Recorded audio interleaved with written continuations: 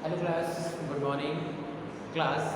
ये आपकी बॉटनी की क्लास है। बॉटनी क्लास में हमने आपको जो चैप्टर स्टार्ट कराया है वो खाद्य उत्पादन प्रवृत्ति और उसमें कार्यनीति किस तरीके से होती है। इसमें हमने आपको पहले प्लांट ब्रीडिंग, एनिमल ब्रीडिंग के बारे में, एनिमल हस्बेंड्री क्या होता है इसके बारे में बताया था।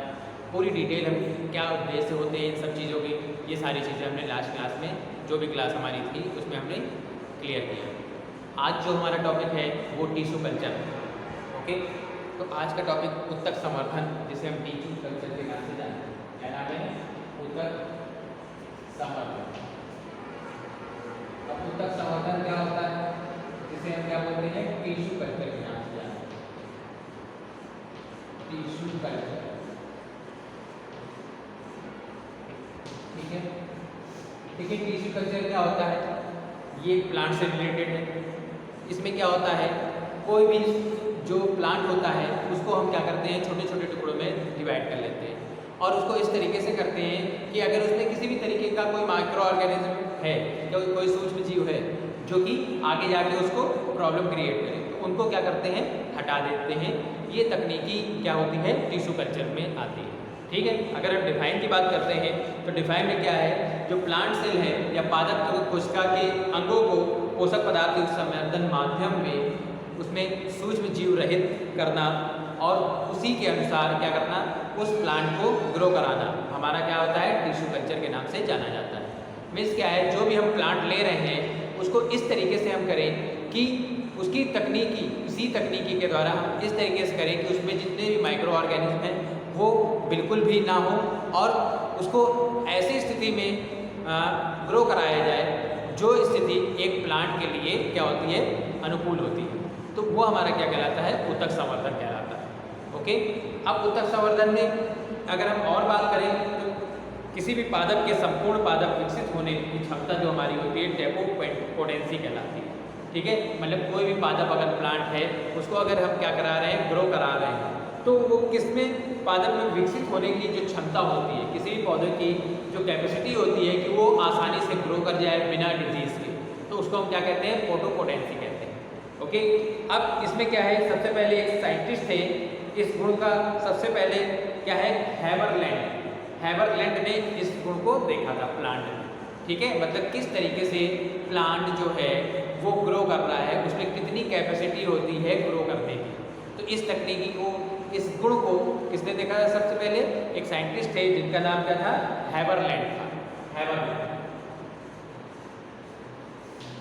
हैबरलैंड एक साइंटिस्ट थे जिन्होंने 1902 में इसको सबसे पहले देखा था कि उत्तक संवर्धन के माध्यम से किस प्रकार एक पौधा वृद्धि करता है, उसमें किस प्रकार की क्षमता पाई जाती है। इसके बाद हैनिंग 1904 ईस्वी में उसने क्या किया, जो क्रूसीफेरी कुल के पौधों का उनका भ्रूणीय एम्ब्रियोनिक जो कल्चर होता है वो किया था। कौन एक साइंटिस्ट थे? हैनिंग और क्या है, हैनिंग एक साइंटिस्ट थे जिन्होंने 1904 क्या किया था, क्रूसीफेरी एक फैमिली का नाम है। ठीक है, तो क्रूसीफेरी फैमिली में इसका पूरी तरीके से अध्ययन किया था और इसके बारे में बताया था। ओके, जैसे अगर हम और बात करते हैं, जैसे धतूरा है, धतूरा पादप के जो पराग कोष होते हैं या एंथर जो होते हैं उनका संवर्धन करके महेश्वरी तथा गुहा एक साइंटिस्ट थे, इन्होंने सर्वोत्तम परागकणों द्वारा अंकुरित पादपों का संवर्धन किया था। ठीक, साइंटिस्ट थे महेश्वरी और कौन थे, गुहा एक साइंटिस्ट थे जिन्होंने जो धतूरा प्लांट होता है, धतूरे प्लांट में उसमें जो पराग कोष था, पॉलन ग्रेन्स था, उसको अलग करके संवर्धन माध्यम से उसको सबसे पहले उगाया था। ओके, इसके बाद इस तकनीकी को बाद में जेपी निस्ट एक साइंटिस्ट थे, इसी तकनीकों को एक साइंटिस्ट थे जिनका नाम था जेपी निस्ट। ठीक, जेपी निस्ट ने इसी को आगे बढ़ाया था और उसके बाद इसमें क्या किया था, इन्होंने किस पर एक्सपेरिमेंट के रूप में किया था, तंबाकू पर, तंबाकू के परागकणों को पृथक करके उसमें संपूर्ण पादप विकसित किया था। ठीक है, जो जेपी निस्ट थे इन्होंने उत्तक संवर्धन को और विकसित किया और उन्होंने एक्सपेरिमेंट अपना किया तंबाकू पर। तंबाकू में जो पराग कण थे, परागकणों को अलग किया और अलग करने के बाद क्या किया, उन्हें संवर्धित किया जिससे एक नए प्लांट फिर से ग्रो हो सका। ओके, अब उत्तक संवर्धन की आवश्यकताएं क्या होती हैं? या रिक्वायरमेंट ऑफ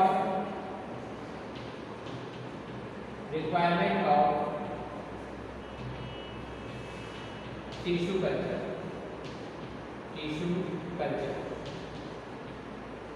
इसकी क्या क्या आवश्यकताएं होती हैं, क्या क्या चीजें पाई जाती हैं इसके बारे में। ठीक, अब क्या है, सबसे पहले जो है संवर्धन माध्यम होता है। ठीक है, मतलब किस स्थिति में कहाँ पास, या हम ये कह सकते हैं कि एटमॉस्फेयर कैसा है। अगर हम किसी भी प्लांट का संवर्धन करने जा रहे हैं तो वो एटमॉस्फेयर, किस एटमॉस्फेयर में वो ग्रो करेगा। ठीक, वही हमारा क्या होता है, संवर्धन माध्यम होता है। जैसे कार्बन स्रोत, अकार्बनिक लवण और वृद्धि नियामक सहित, मतलब जितनी भी चीज़ें आवश्यक चीज़ें हैं उन सब का भी होना क्या है, टिश्यू कल्चर के लिए बहुत ही आवश्यक होता है। नेक्स्ट इसमें हमने क्या बताया आपको, कल्चर मीडियम। पहला जो हमारा था कल्चर मीडियम था। सेकेंड की बात करते हैं तो सेकेंड हमारा था है निर्जरवी परिस्थितियां। ठीक है, असेप्टिक कंडीशन,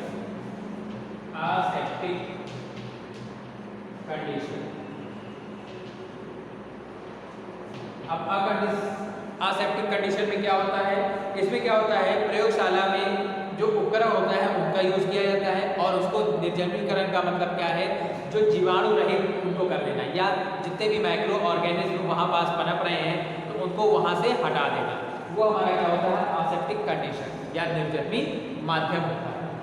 नेक्स्ट पॉइंट की अगर हम बात करते हैं तो कार्पोत्तल या एक्सप्लांट।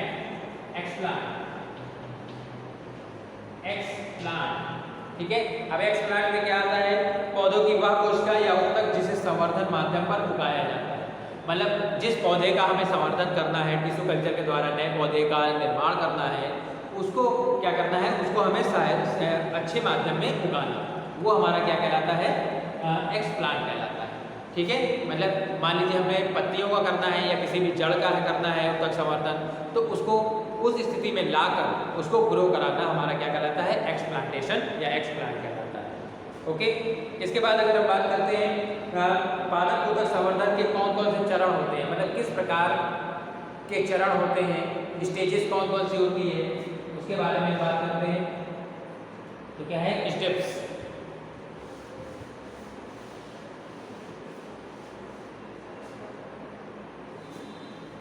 क्या है, स्टेप्स ऑफ टिश्यू कल्चर।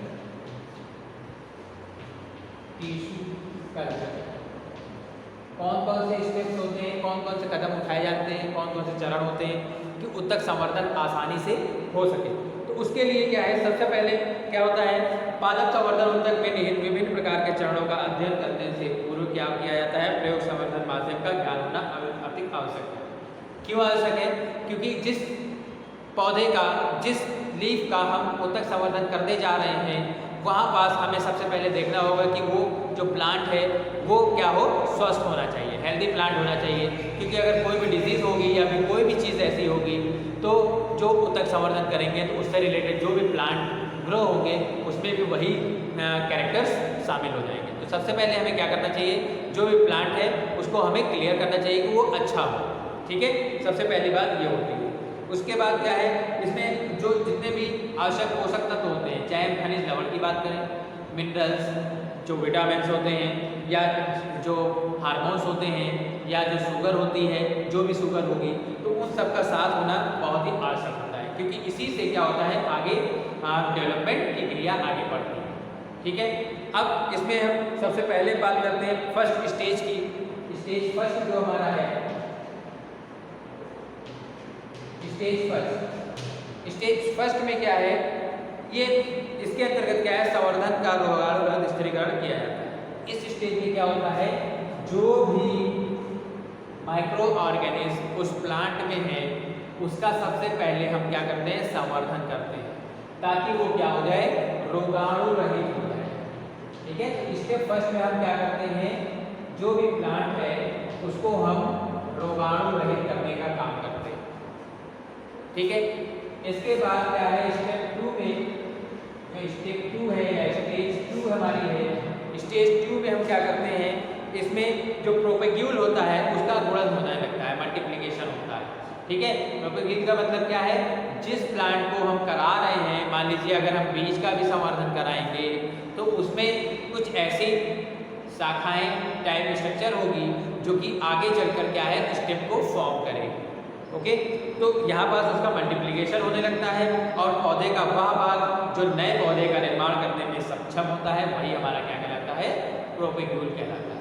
ठीक है, मतलब जैसे हमने बताया कि या ये कहें कि चने का जो टिप पार्ट होता है, सबसे ऊपरी पार्ट होता है, ठीक है, जो कि आगे वृद्धि करके स्टेम में कन्वर्ट हो जाता है, तो इसमें क्या होता है, प्रोपेग्यूल का फॉर्मेशन होता है। ठीक है, उसका गुणन होता है, क्या है, प्रोपेग्यूल। प्रोपेग्यूल का फॉर्मेशन या मल्टीप्लिकेशन होता है,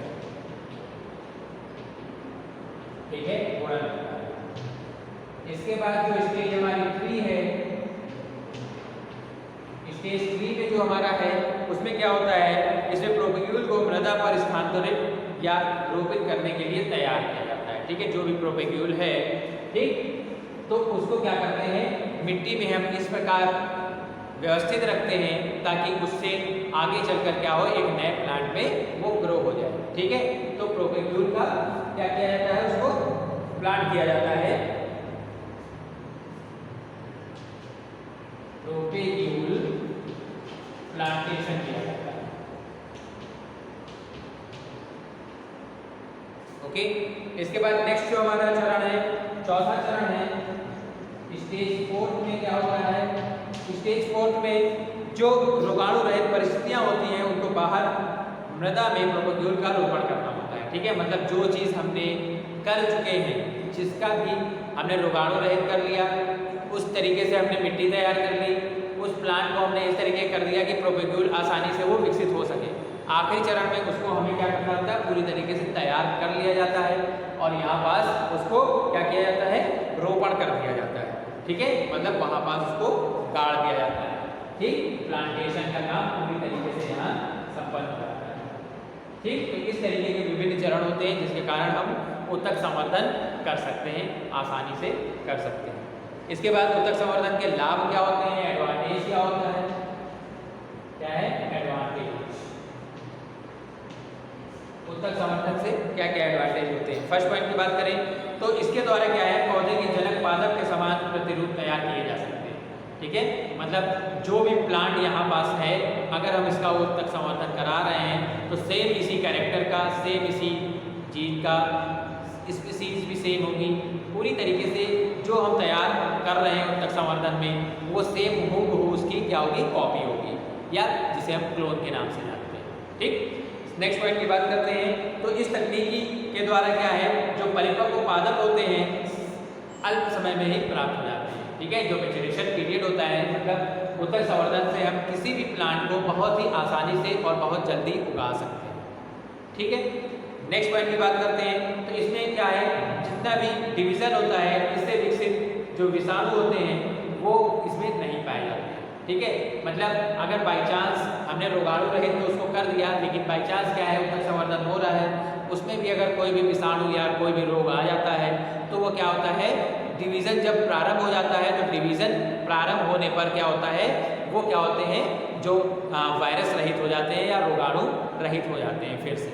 ओके, नेक्स्ट पॉइंट की बात करें तो इस विधि में द्वारा जैसे आर्किड है, नेमेंथिस है, इन पौधों का संवर्धन आसानी से किया जा सकता है।